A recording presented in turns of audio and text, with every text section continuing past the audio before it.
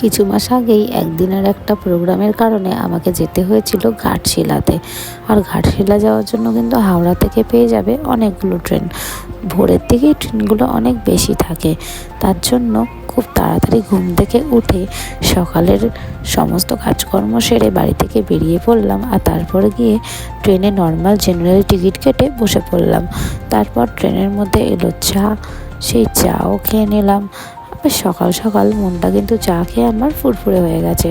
তারপরে এই ট্রেন থেকে নেমে পড়লাম ঘাটশিলাতে। স্টেশন থেকে নেমেই যে পারে নামবেন 1 নম্বর প্ল্যাটফর্মের দিকে যেতে হবে। আর 1 নম্বর প্ল্যাটফর্মের দিকে গিয়ে ওখানে পাবেন আপনি অনেকগুলো হোটেল। তারপর হোটেল থেকে বেরিয়ে পড়লাম একটুখানি সাইট সিনটা ঘোরার জন্য। কাজ আমার বিকেলবেলা, কিন্তু সাইট সিনটা তার আগে আমাকে ঘুরে নিতে হবে। আসলে আমার একটাই নেশা, যেখানেই যাব ঘুরবো। এই পাথরটার মধ্যে কিন্তু লেগেছিল সোনা প্ল্যাটিনাম। এটা হচ্ছে গোল্ড প্ল্যান্ট, দেখো এই পাশে মাথাটা বার করো, এই পাশে প্ল্যান্টটা হচ্ছে গোল্ড প্ল্যান্ট, এটা প্ল্যাটিনাম প্ল্যান্ট।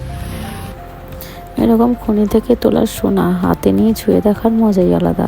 তারপর চলে গেলাম একটা ড্যাম দেখতে। আসলে এখানে সবগুলোই হচ্ছে কয়লা বা যে কোনো ধাতু রিফাইন করবার প্রচুর কারখানা, যেগুলো সব ব্রিটিশ আমলের।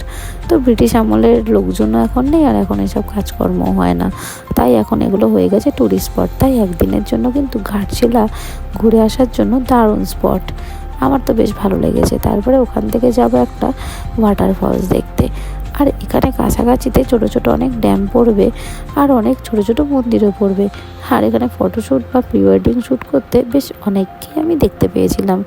এখন চলে এসেছি সূর্য মন্দিরে। এখানে সূর্য মন্দিরটা কিন্তু খোলা হওয়ার জন্য একটা টাইম আছে, তো আমি সেই টাইমের পরে গিয়ে পৌঁছেছিলাম বলে দেখতে পারিনি। আর এই জায়গাটাতে কিন্তু উঁচু থেকে দেখতে ভিউটা অসাধারণ লাগে। আসলে আমাদের খুব কাছাকাছি, মানে কলকাতার কাছাকাছি এত সুন্দর একটা প্লেস আছে, আর না গেলে পরে কিন্তু বুঝতেই পারতাম না। তো আমার বেশ এই একদিনের ট্রিপটা ভালো লেগেছে। আর ওখানে হোটেলগুলো বেশ সস্তা, অতটা কস্টলিও নয়। তারপরে চলে গেছিলাম একটা ড্যাম দেখতে, আর তারপর গেছি ঝর্ণা দেখতে। টাটা।